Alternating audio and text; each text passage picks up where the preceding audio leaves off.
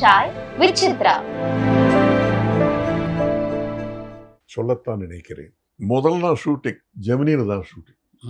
Crop போர்டுக்கு அடிக்கிறதுக்காக எம்ஜிஆர் பூஜைக்கு முதல்ல வணக்கம் சொல்லி அப்புறம் ஷேக் ஆன் பண்ணார். அவரும் ஷேக் ஆன் பண்ணார். பக்கத்தில் உட்காந்தார். அவரும் கேட்டார், இது எந்த ஊர் அதெல்லாம் கேட்டுக்கிட்டார். இப்போ எப்படியே பேசிகிட்டு இருந்தோம். அதுக்கு மறுநாள் மூவி லேண்டு வாசு, ஆமாம், அவருக்கு எம்ஜிஆர்கிட்ட ஏதோ ஒரு பிரச்சனை. அவருக்கு எம்ஜிஆர்னா ஆது அதெல்லாம் எனக்கு தெரியாது. இந்த பொலிட்டிக்ஸ் எல்லாம் எனக்கு தெரியாது. அவர் பெருசாக என்ன பண்ணார், அவர் மூவி லேண்டில் ஃப்ரண்ட் பேஜில் ஒரு பக்கம் என்ன போட்டு ஒரு பக்கம் எம்ஜிஆர் போட்டு என்னோட உருவம் எம்ஜிஆரோட பெருசாக போட்டு தமிழ் திரையுலகம் மாறப்போகுது, புது நாயகன் வந்தாச்சு அப்படி இப்படின்னு ஒரு பெரிய இது நடந்ததுமே. அன்னைக்கு ஈவினிங்கில் மாலை முரசில் அது ஒரு பெரிய நியூஸ். மறுநாள் தினத்தந்தியில் பெரிய நியூஸ். அவங்க என்ன பார்த்தாங்க, எம்ஜிஆருக்கு நான் ஹேண்ட் ஷேக் பண்ணேன். இது வரைக்கும் எந்த நடிகரும் பண்ணது கிடையாது. எல்லாம் காலில் தான் விழுந்திருக்காங்க. அவர் தெய்வம் மாதிரி.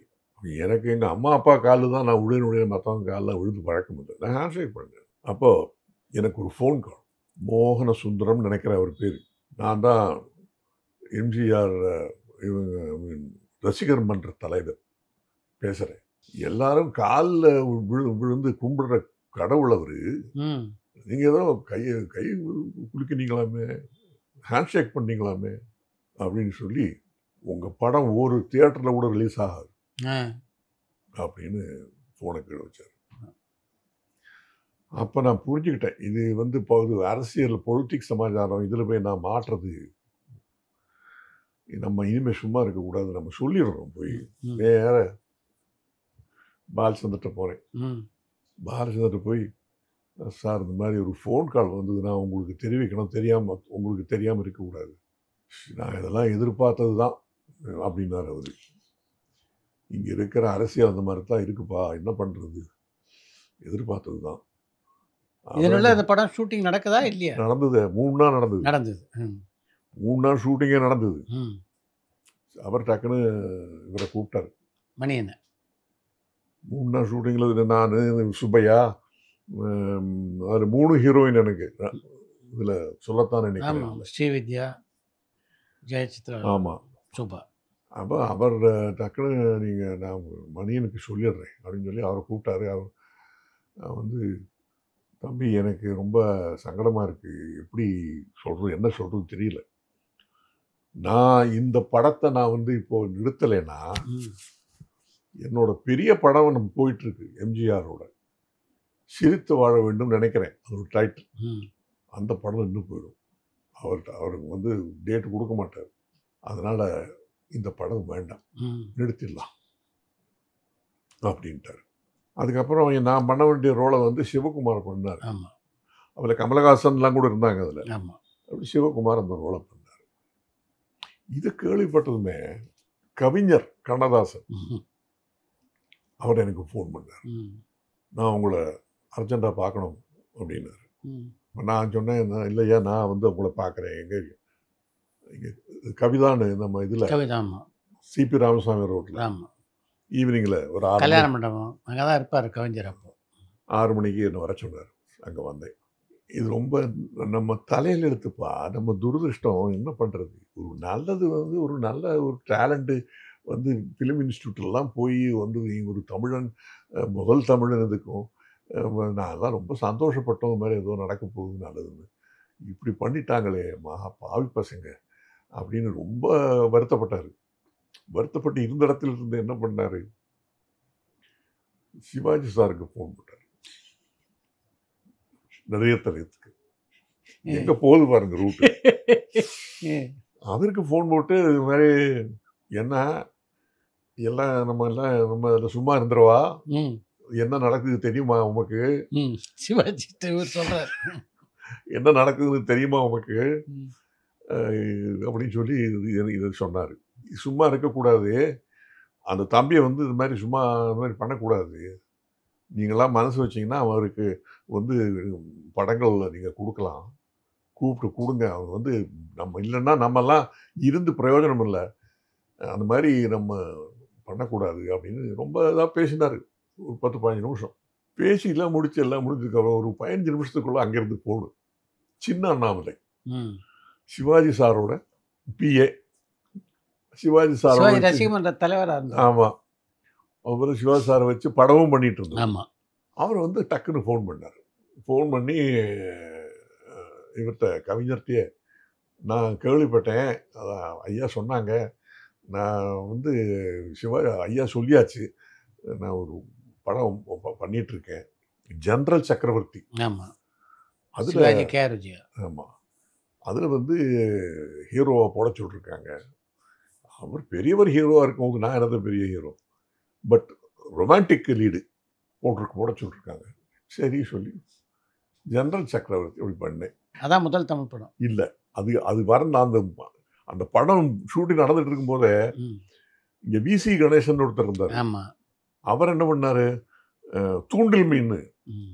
நான் சொன்னேன், அந்த படம் முடிஞ்ச படம் இல்லை, நம்ம இம்மிடியட்டாக பண்ணிடலாம், ஒரு 20-22 நாளுக்குள்ளே டக்குன்னு படத்தை ஷூட் பண்ணி அவர் துணிச்சல அவர் வந்து இது பண்ணிட்டார். ராஜசங்கரன் டைரக்ஷன். பெரிய ஹிட் அந்த படம், பெரிய ஹிட். நல்ல பாட்டுகள்லாம் கூட, சாங்ஸ் எல்லாம் கூட ரொம்ப பெரிய. நானும் லக்ஷ்மியும் தான் பண்ணோம். அதுக்கப்புறம் வந்து கேஆர் விஜயம்மா அவங்க ஹஸ்பண்டு அவருக்கு வந்து இதை பற்றி சொல்லி, விஜயம்மா சொல்லி, என்ன நாடகமே உலகம் அந்த படமும் ஹிட்டு. நல்ல சாங்ஸு, பெரிய நல்ல நல்ல சாங்ஸ் எல்லாமே. ஜெனரல் சக்கரவர்த்தியில் நடிக்கும்போது சிவாஜி முதலாக சந்தித்ததை பற்றி சொன்னேனே. அப்புறம் வந்து ஆமாம், நான் வந்தது எனக்கு ஞாபகம் இருக்குது, நொச்சூர் இந்த இடத்துக்கு வந்தது ஞாபகம் இருக்குது. ஏன்னா எனக்கு நீங்கள் சொல்கிற சம்பவம் எனக்கு ஞாபகம் இல்லையேப்பா அப்படின்னாரு. இல்லை சார், நடந்தது இந்த மாதிரி தான், அதில் தான் எனக்கு வந்து இது மாதிரி நடிக்கணுங்கிற ஆர்வமே வந்தது சார், நீங்கள் தான் அதுக்கு காரணமே அப்படின்லாம் அவர்கிட்ட சொன்னேன். ரொம்ப சந்தோஷப்பட்டார்.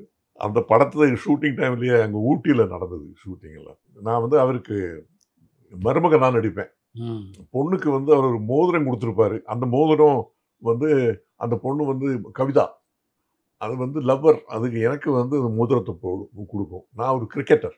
அப்போது ஊட்டியில் வந்து ஒரு போயிட்டு இருக்கும்போது ஒரு ஆக்சிடெண்ட் நடந்திருக்கு. அந்த ஆக்சிடெண்ட்டு இறங்கி பார்க்கவே நான் கீழே விழுந்திருக்கேன். அவர் வந்து ஐயோ யங்ஸ்டர் ஏதோ விழுந்திருக்காருன்னு சொல்லி உட்காந்து அவர் மெல்ல என்னை வந்து மடியில் தலையை வச்சு எங்கிட்ட பேசுவார். அப்போ அந்த கையில் அந்த மோதிரத்தை பார்த்ததுமே அவருக்கு தெரியும், ஓ இவர் தான் நம்ம மாப்பிள்ளை மருமகன்ங்கிறது அவருக்கு தெரிய வரும். அதுதான் கதை. ரொம்ப தங்கமான மனுஷன். அதாவது நான் சொல்லாமல் இருக்க முடியாது. அதாவது இவ்வளவு பெரிய நடிகனாக இருந்தோம், நடிப்பு கலைக்கே வந்து வந்து ஒரு ஒரு ஒரு ஒரு சிகரம் அவர். அதுபோல் அதுக்காக கூடிய இலக்கியம் இலக்கணம் எல்லாம் அவர் தான். உண்மைதான். என்னை வந்து அடிக்கடி சொல்லிகிட்டே இருப்பார், ரொம்ப வித்தியாசமாக இருக்குது நீங்கள் செய்கிற, நல்லா நடிக்கிறீங்க அப்படி. வியட்நாம் சுந்தரத்தை கூப்பிடுவோம். நீ எல்லாம் என்னடா எதையோ எழுதுற, ஏதோ சொல்கிற, டைலாக் எதையோ எழுதி வச்சு நான் அது வந்து பார்த்து ஏதோ படிச்சுட்ருக்கேன், பாரு தம்பி பாருடா. அவர் வந்து அவங்க வந்து ஃபிலிம் இன்ஸ்டியூட்டில் சொல்லி கொடுத்தாங்க இம்ப்ரோவைசேஷன்னு. அப்போ என்னவா நடிக்கிறார் பாரு. அந்த மாதிரி ரொம்ப உற்சாகப்படுத்த. ஆமாம், ரொம்ப வந்து அதுக்கு என்கரேஜ் பண்ணிகிட்டே இருப்பார். பல வருஷங்களுக்கு அப்புறம் 1990 வந்து அவரை வந்து இங்கே ஜனதா தள் அந்த பார்ட்டிக்கில் வந்து அவரை இங்கே தலைவராக போட்டாங்க. உங்களுக்கு தெரிஞ்சிருக்கும். அவர் ஆஃபீஸ் இங்கே தான் பக்கத்தில் இருந்தது, டி நகரில். முதல்ல தலைவராக போட்டான்னு தெரிஞ்ச அவர் முதல்ல எனக்கு ஆள் அனுப்பிச்சார். ராஜசேகரன் அவரோட இந்த மாதிரி ஐயா கூப்பிட்றாங்க. அப்போ நான் ஆஃபீஸ்லாம் தெரிஞ்சு நான் நேராக வந்தேன், அவர் ஆஃபீஸுக்கு வந்தேன். வா உட்காருவா. அப்போ கூட ஏதோ நான் சொல்லியிருந்தாங்க, இல்லை கொஞ்சம் வெளியே போங்கப்பா, தம்பிகிட்ட கொஞ்சம் பேசணும் அப்படின்னு சொல்லி, நீ டெய்லி இங்கே வரணும் அப்படின்னாரு. நான் என்ன பண்ணுறது இதயத்தில் உத்தரவுன்னு, நீங்கள் என்ன சொன்னாலும் செய்கிறேன் அப்படின்னு. நீ பூனாவும் எல்லாம் போயிருக்க, உனக்கு நல்லா ஹிந்தி வேறு நல்லா தெரியும். இங்கே வரவெல்லாம் வந்து அங்கேருந்து வரவங்கெல்லாம் வந்து எங்கிட்ட ஹிந்தி ஏதாவது கேட்பாங்க, நானும் ஏதாவது ஏடா விடுமா ஏதாவது சொல்லுவேன், அதனால் நீ இருக்கணும் என்னோட எப்போவுமே அப்படின்னாரு. அப்படி 2 வருஷம் டெய்லி அங்கே போவேன். அப்படியா? ஆமாம். அப்போது ரொம்ப அதான் சொல்கிறேன், ரொம்ப சிம்பிள் மேன். ஒரு ஒரு ஏஎல்ஸோ ஒரு இதுவோ அதெல்லாம் கிடையவே கிடையாது. வைஃப்ட்ட இப்போ ஃபோன் வரும், வைஃப்ட்டு போகணும், வைஃப்டேருந்து ஃபோன் வரது கூட yes I am your only husband talking அப்படிம்பாரு. ரொம்ப அதாவது ரொம்ப ஜாலியாக இருப்பார். ரொம்ப பழைய கதையெல்லாம் சொல்லுவார். தஞ்சாவூர் கோயிலில் போய் அவரும் கலைஞரும் நைட்டில் தஞ்சாவூர் கோயில் அந்த இதில் உட்கார்ந்துருந்தது, கோயிலுக்குள்ளே அங்கேயே படுத்து தூங்கினது, அவங்க ஒன்றா சாப்பிட்டது இருந்தது, அந்த கதையெல்லாம் அந்த ஸ்ட்ரகிள்லாம் சொல்லுவார். ஸ்ட்ரகிள் பண்ணதெல்லாம் சொல்லுவார். அப்புறம் மதுரையில் போய் இதில் நாடக கம்பெனியில் ஜாயின் பண்ணி அங்கே பொன் வேஷம் போட்டது எல்லாம் ஹீரோயின் வேஷம் தான் அவர் கொடுப்பாங்க. அதுக்கப்புறம் பராசக்தி, அதுலேருந்து எப்படி எப்படி வந்தது எல்லாம் ரொம்ப எனக்கு நிறைய அவரை பற்றி நான் ஒரு பெரிய இதே எழுதலாம். எனக்கு அவ்வளோ டீட்டெயில்ஸ் அவர் சொல்லுவார். அந்த சம்பவத்துக்கு அப்புறம் எம்ஜிஆர் எப்போ சந்திச்சிங்களா? அந்த சம்பவத்துக்கு அப்புறம் நான் பல தடவை நான் அவரை வந்து கான்டாக்ட் பண்ணலாம். எனக்கு வந்து இது எனக்கு இந்த இதில் இந்த சிக்கல் இந்த எப்படி வெளியே வரணும்னு தெரியல. கரியரே பாதிக்கப்படும் போது நான் ரொம்ப நைட்டில் தூங்காமல் ஆகிட்டேன். அவன் அண்ணனும் சொல்ல ஆரம்பித்தான், நீ ஏன்டா தூங்காமலாம் இருக்க, நீ வந்து அவரை கான்டாக்ட் பண்ண பாரு, அவர் எப்படியோ அவர் இங்கே ராமாவரத்தில் தான் இருக்கார், அவரை கான்டாக்ட் பண்ண பார்க்க முடியல, எனக்கு பார்க்குறதுக்கு அவகாசம் கிடைக்கல. ஆனால் எமர்ஜென்சி பீரியட் இருக்கு பாருங்க, கேரளாவில் வந்து ஒரு காலேஜில் என்னை கூப்பிட்டாங்க. இரிஞாலக்குடைங்கிற ஊரில் சென்ட் ஜோசப்ஸ் சீஃப் கெஸ்டாக கூப்பிட்டாங்க ஒரு ஃபங்க்ஷனுக்கு. அங்கே போனேன். அங்கே போய் ஃபங்க்ஷன்லாம் முடிஞ்சு நாங்கள் உள்ளே சாப்பிட்ற நேரத்தில் எல்லாம் ஒரு பெரிய ஹால் சுற்றி நிறைய பெரிய கும்பல். அப்போது அது லேடிஸ் காலேஜ், ஒரு பெரிய சிஸ்டர் தான் அந்த இதுக்கு பிரின்சிபல். நீங்கள் வந்து ஒரு 10 நிமிஷம் வெளியே வந்து அவங்கள்ட்ட பேசிட்டிங்கன்னா அவங்கெல்லாம் போயிடுவாங்க. வீட்டுக்கு போகிறவங்க வீட்டுக்கு போவாங்க, ஹாஸ்டலில் போகிறவங்க ஹாஸ்டலில் போயிடுவாங்க. அதுக்கப்புறம் நம்ம நிம்மதியாக சாப்பிட்லாம் சரின்னு சொல்லி நான் வெளியே வந்து அவங்க கொஸ்டின் சர மாதிரி கேட்க ஆரம்பித்தாங்க. அப்போ ஒரு கேர்ள் வந்து, நீங்கள் இந்த எமர்ஜென்சி இவங்க வந்து இம்போஸ் பண்ணதை பற்றி நீங்கள் என்ன நினைக்கிறீங்க அப்படின்னு. அப்போ எங்கள் அப்பா வந்து அந்த காலத்தில் 1937 எலெக்ஷனில் வந்து லெஜிஸ்லேட்டிவ் கவுன்சில் மெம்பராக இருந்தவர் எங்கள் அப்பா. எலெக்ஷனில் வின் பண்ணி லெஜிஸ்லேட்டிவ் கவுன்சிலில் மெம்பராக இருந்தவர். அப்போ எனக்கு ஓரளவுக்கு இப்போ அரசியலில் ஓரளவுக்கு தெரியும், எங்கள் அப்பா எல்லாம் சொல்லிருக்காருங்கிட்ட. ஸோ நான் சொன்னேன், காங்கிரஸுங்கிறது வந்து ஒரு இயக்கம். காந்திஜி சொன்னது அன்னைக்கு அதை சொன்னேன், அதை ரிப்பீட் பண்ணேன். இந்தியாவுக்கு சுதந்திரம் வாங்கிறதுக்காகவே இயங்கின ஒரு இயக்கம். அதை வந்து ஒரு பார்ட்டியாக பண்ணது தப்பு. இது காந்தியே சொல்லியிருக்காரு, நானும் ஃபீல் பண்ணுறேன். அதுதான் இன்னைக்கு அனுபவிச்சுட்டு இருக்கோம். அந்த பார்ட்டியே ஒரு குடும்பத்தினுடைய பார்ட்டியாகி போச்சுப்போ. ஒரு குடும்பத்துக்கு அது பண்ணுற இந்திரா காந்தி அவங்க செஞ்சது தவறு. அந்த மாதிரி பண்ணியிருக்கக்கூடாது. காங்கிரஸ்லேயே இருந்த லீடர்ஸை எல்லாரையும் அரெஸ்ட் பண்ணி அதுக்கு முன்னாடி தயார் பண்ணுற மாதிரி ஒரு காமராஜ் பிளான் சொல்லி கொண்டு வந்து எல்லா லீடர்ஸையும் ரிசைன் பண்ண சொல்லி மொரார்ஜி தேசாயிலிருந்து பெரிய பெரிய தலைவர்கள் எல்லாம் வந்து அரெஸ்ட் பண்ணி அது பண்ணது தவறு அப்படின்னு சொல்லி சொன்னேன். நான் அன்றைக்கி தங்கியிருந்தது வந்து திருச்சூர். மறுநாள் காலையில் 8 மணிக்கு நியூஸ் பேப்பர் படிச்சுட்டு இருக்கேன். எனக்கு கீழே ரிசப்ஷனில் இருந்து ஃபோன், சார் உங்களை பார்க்க ஒருத்தர் வந்திருக்காரு. யார்? அவர் வந்து மஃப்டியில் இருக்காரு, ஆனால் போலீஸ் இன்ஸ்பெக்டருங்கிறாரு, circle inspector, police circle inspector, வர சொல்லுங்க அப்படின்னு மேலே வந்தார். வந்து நான் உங்களோட பெரிய ஃபேன், முதல்ல இதே ஆரம்பித்தார், உங்களோட பெரிய ஃபேன், உங்கள் படம் ஒன்று கூட நான் மிஸ் பண்ணது கிடையாது, நான் இன்ஸ்பெக்டர் சுவன்சோ. அன்றைக்கி ஹோம் மினிஸ்டர் கே கருணாகர் கேரளாவில், நீங்கள் மாதிரி நேற்று ஏதோ நீங்கள் வந்து அங்கே போய் ஏதோ சொல்லியிருக்கீங்க எகெயின்ஸ்ட் இந்திரா காந்தி, அப்போ உங்களை அரெஸ்ட் பண்ண சொல்லி எனக்கு உத்தரவு வந்துருக்கு. நான் ஒரு 10-10:30க்கு நான் வரேன், ஆர்டரோடு வரேன், தயாராக இருங்க. ஆமாம், அரெஸ்ட் பண்ணுறதுக்கு நான் வருவேன், அதை சொல்லத்தான் வந்தேன் அப்படின்னு சொல்லி அவர் போயிட்டார். நிற்கவே இல்லை. எனக்கு அவர் சொன்னதோட இது என்னதாங்கிறது புரிஞ்சு போச்சு. நான் என்ன பண்ணேன், டக்குன்னு பிளான் பண்ணேன், ஒரு டாக்ஸி அரேஞ்ச் பண்ணேன், நேராக கோயம்புத்தூர் போயிட்டேன். பார்டருக்குள்ளே இருந்தால் தானே இது, நான் எங்கே போனேன் என்னங்கிறது என்ன தெரியாது. டக்குன்னு செக் அவுட் பண்ணி நேராக கோயம்புத்தூர் போயிட்டேன். கோயம்புத்தூர் போய் அப்போது வந்து எனக்கு நல்ல சப்போர்ட் பண்ணிட்டு இருந்தவர் வந்து ஸ்க்ரீனில் எஸ்எஸ் பிள்ளைன்னு ஸ்க்ரீனோட அவர் தான் எடிட்டர். அப்போது அடிக்கடி எனக்கு ஃபோன் பண்ணுவார். அப்போ நான் அவருக்கு ஃபோன் பண்ணி இப்படி நான் சொன்ன இது மாதிரி நடந்து போச்சு, ஏன்னா ப்ரெஸ்லேயே அவர் இருக்கிறதுனால இல்லை நீங்கள் பண்ணது தவறு, நீங்கள் அது மாதிரி அங்கே போயெல்லாம் போய் இந்த மாதிரி பாலிட்டிக்ஸ் எல்லாம் பேசக்கூடாது. ஏன்னா you are a young man, your career is more important. நீங்கள் இந்த மாதிரிலாம் இந்த மாதிரி இருக்கிறதுல நீங்கள் அரசியலெல்லாம் பற்றி எல்லாம் பேசியிருக்க கூடாது தான். சரி பரவாயில்ல, நீங்கள் ஒன்று பண்ணுங்க. அப்போ வந்து என்னோடய பேரண்ட்ஸும் அங்கே தான் இருக்காங்க பாம்பேயில், நீங்கள் பாம்பே வாங்க அப்படின்னு பாம்பே நான் போய் அவரை போய் பார்த்தேன். ராமநாத கோவிந்த் அவர்கிட்ட அழைச்சிட்டு போனார். அவர் என்ன பார்த்து, young man, you got a bright career, don't spoil your career, you should be very very careful. anyhow I'll do one thing, your base is, I mean you use Chennai, you told, I told நான் சென்னையில் தான் இருக்கேன். Okay, you go back to Chennai, I'll speak to MGR. Oh, he is very powerful, he is also a politician, only he can give you some protection அப்படின்னாரு. அப்படி சென்னைக்கு வந்தேன். சென்னைக்கு வந்து சத்யா ஸ்டுடியோ போய் நேராக போய் அவரை பார்த்தேன். அவர் என்ன பார்த்து அவர்கிட்ட சொன்னேன் இந்த மாதிரி. அப்போ அவர் என்ன பண்ணார், சரி நான் ஒன்று பண்ணுறேன், வந்து நீங்கள் இருக்கிற இடம் யாருக்கும் தெரிய வேண்டாம். பத்மநாபன் ஒருத்தர் இருந்தார், அவருக்கு அவர் கூப்பிட்டார். அவரை கூப்பிட்டார். பாய் ஆம்பூர் பாய் அவர் இடத்துல வந்து இவருக்கு வீடு கொடுக்க சொல்லுங்க அப்படின்னாரு.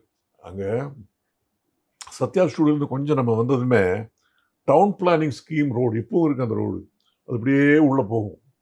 அங்கே கடைசியில் போனால் ஒரு பில்டிங்.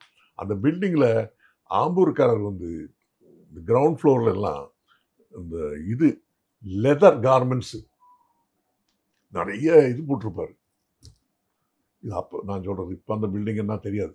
மேலே வந்து வீடு, ஒரு 2 bedroom ஹவுஸ், அதை எனக்கு கொடுத்தாரு.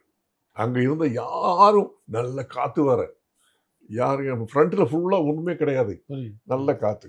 அங்கேருந்து பார்த்தா நம்ம இதுதான் தெரியும், நம்ம செட்டிநாடு பேலஸ் தான் தெரியும். அப்போ நல்ல காற்று வர நல்லா இருந்தது. அங்கே இருந்தேன், ஒரு 2 வருஷம் இருந்தேன். ரொம்ப சுவையான சம்பவம். அங்கே நீங்கள் படிக்கும்போது பாலுமகேந்திரா உங்களுடைய சீனியராக இருந்தாரா? இருந்தது. அவர் வந்து 2 வருஷம் சீனியர். அவர் தான் முதல்ல எனக்கு லெட்டர் போட்டு மாதிரி ராமு காரியாட்ட உங்களை பார்க்கணுங்கிறாரு, வாங்க. நீங்கள் திரைப்படங்களில் நடிக்கிறதுக்கு பூனா ஃபிலிம் இன்ஸ்டியூட்டில் நீங்கள் பெற்ற நடிப்பு பயிற்சி உதவிகரமாக இருந்ததா? எனக்கு நான் சொல்கிறேன், என்னோட பர்சனல் எக்ஸ்பீரியன்ஸ் சொல்கிறேன். ஆனால் நல்ல நடிகர்களெல்லாம் பூனா ஃபிலிம் இன்ஸ்டியூட்டில் போய் வந்தவங்கன்னு நான் சொல்ல முடியாது, நான் சொல்ல மாட்டேன். பூனா ஃபிலிம் இன்ஸ்டியூட் போகாமலே நல்ல நல்ல நடிகர்கள்லாம். அமிதாப் பச்சனுக்கு அங்கே வந்து அட்மிஷன் கிடைக்கல. சட்டக்காரி திரைப்படத்தை பொறுத்த வரைக்கும் அது ஒரு எராட்டிக் லவ் ஸ்டோரி. அந்த படத்தில் நடிக்கும்போது உங்களுக்கு லக்ஷ்மி மேலே ஒரு ஈர்ப்பு இருந்ததா? இல்லை, கிடையாது. டெவலப் ஆனது அதுக்கு அப்புறம் தான். பட் எங்கள் வீட்டில் எல்லாருமே வந்து ரொம்ப அப்செட் ஆகிட்டாங்க. எங்கள் அம்மாவுக்கு வந்து ஹார்ட் அட்டாக்கே வந்து. பரபரப்பான சினிமா செய்திகள், நட்சத்திரங்களின் பேட்டிகள், சினிமா வரலாறு ஆகியவற்றை பார்க்கவும் படிக்கவும் உங்களுக்கான இணையதளம் tourantalkies.co.